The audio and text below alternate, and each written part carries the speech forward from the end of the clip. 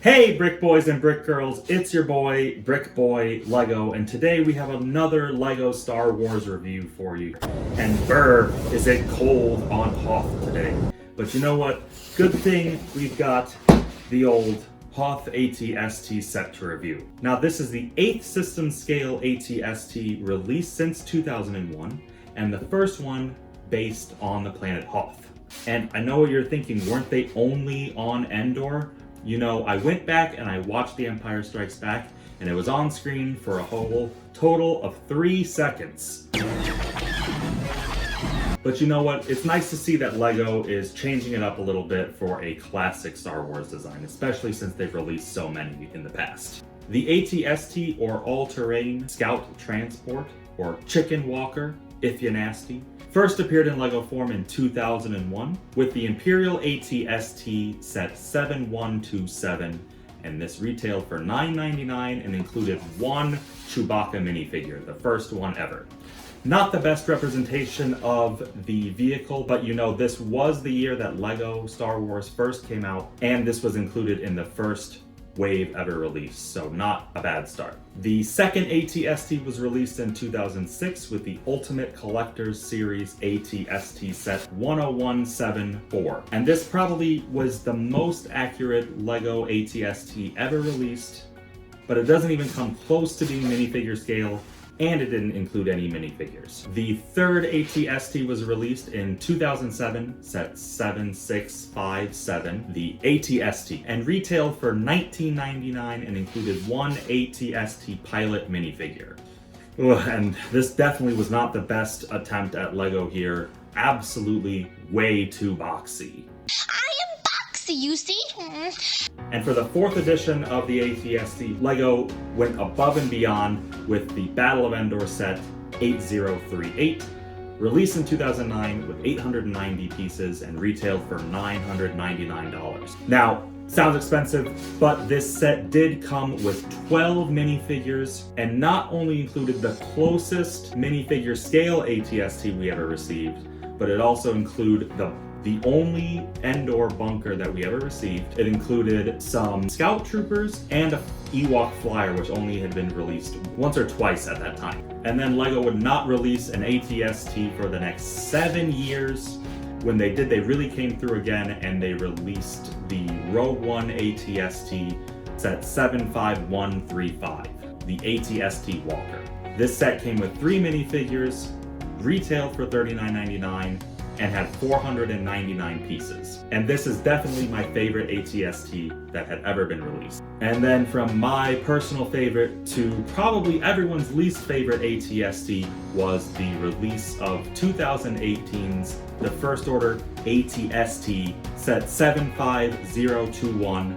This set only came with 370 pieces and retailed for $39.99 and came with 4 minifigures.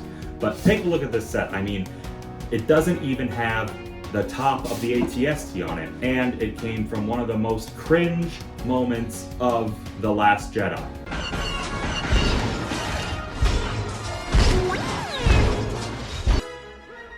So are we really even counting this as an ATST? I don't know.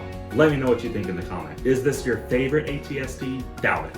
And the 7th ATST release was in 2009 and was actually the first Mandalorian set ever released. This was set 75254, the ATST Raider, and this set came with 540 pieces and came with 4 unique minifigures at the time. And although the build is very similar to the ATST from Rogue One, the color change is nice, and as well as the minifigures definitely made it a buy at the time. And now, I don't know about you, but I know how I felt when I heard that LEGO was making an ATST this year in 2022. ATSTs! ATSTs! So let's see if it was worth it. This set retailed for $49.99, comes with 3 unique minifigures as well as a brick-built Viper droid, and has 528 pieces. So let's get right into the news. As usual, we've got the old dull knife, so you know what that means. The old push tabs. Why does LEGO keep doing this? What happened to the tape?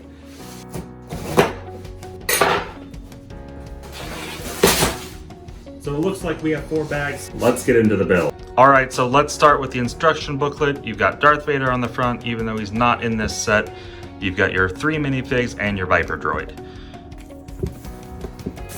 Spoiler alert, here's your finished build. And then here's bag 1. So in bag 1 you get 2 minifigures. You get the Snowy Chewie minifigure with his crossbow, and then you also get the brick-built Viper droid or probe droid. This is definitely the best probe droid that they made in Lego form. There have been other attempts, and this one really captures the essence of the droid. In this bag you also get the base of the head. The build here is extremely similar to the Rogue One and the Mandalorian Raider ATSTs that were released previously. It's definitely smooth turntable here to turn the head. It's a nice feature. And you get a little greebling here in the front, which is also a nice touch too. And that completes bag 1. And on to bag number 2, you get the Imperial ATST driver here with his new white coat on. And then we continue to build the framework of the ATST's head. I can already tell here that the build is almost identical to the previous 2 sets that I had just mentioned. We'll see if there's any notable differences, but right now, pretty much the same exact build.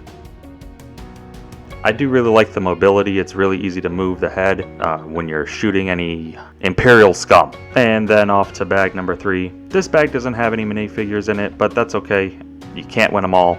You get the base of the feet here. You can already tell that this is exactly the same as the sets released in 2016 and 2019. The framework of the legs is built exactly the same. Definitely a sturdy design. I really like the Technic bar that they put here. Really helps to show the maneuverability of the set if the legs would move. But you know what? They don't move. They still don't move. When is Lego going to figure out how to make an ATST that the legs can move? And then it is just a snap and you build the same thing in reverse and attach the legs. And that is... Then there's a couple extra side pieces here that go on for some decoration and some nice gears on the end there for the legs. And that brings you to bag number 4.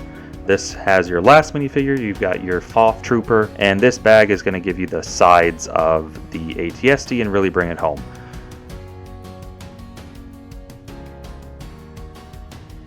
Now, really the only difference that I'm seeing here between the Hoth ATST and the Rogue One ATST is the shape of the head. The head shape is a little narrower on the Hoth ATST, and from those 3 seconds you could tell that they were a different model from the Endor ATSTs. And just like that, the hatch is getting built and clicks right in there. You get your missiles and you're done with your build. So starting out, you have my personal favorite from this set, the Snowy Chewie. It's a unique take on a classic figure that they've made before. Really love the printing and the little snowflakes. Up next, we have the most expensive minifigure of the set. Got the Imperial ATST driver. I really like the white coat that they have here. Usually the old figures had a gray coat, so that's a nice change. And I really love the printing that they put on the helmet too. The face print is nice. You get a smiley and a frowny face, so that's a nice touch. Then you've got the Hoth Rebel Trooper here. She's got her backpack. This is the first female Hoth Trooper that we get. So that's also nice to see some diversity too. And then here she is, grumpy.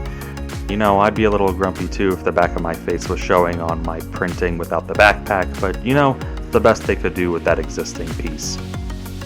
Then you've got the brick-built Viper droid. I really love this minifigure. This is definitely the best Viper droid that they've ever made in Lego form. Alright, so overall, we reviewed the set, we went over the minifigures, and I'm a little torn as to whether or not this set is a necessary 100% buy. I would say if you don't have the 2018 Rogue One set, I don't know if it's necessary. If you're a minifigure collector, then I would probably say it is worth it. You've got these great 3 minifigures here, especially the Snowy Chewy. That really was one of the biggest reasons why I got this set. And I really do like this Viper droid as well. The model itself, is it worth the $50 from a piece to price breakout? It is. You're definitely getting less than 10 cents a piece here. I think at the end of the day, it's kind of up to what kind of collector are you. Do you need to have every single set? Then you definitely need to get this one. Do you have the 2018 set and you don't really care about Hoth builds? Then probably a pass. But overall, the build was nice, great selection of minifigures, and the price was right. So that's gonna do it for today's review. Thank you so much for watching. Don't forget to comment, like, and subscribe if you haven't already, and tune in next time for more LEGO reviews coming soon. ATSTs, AT.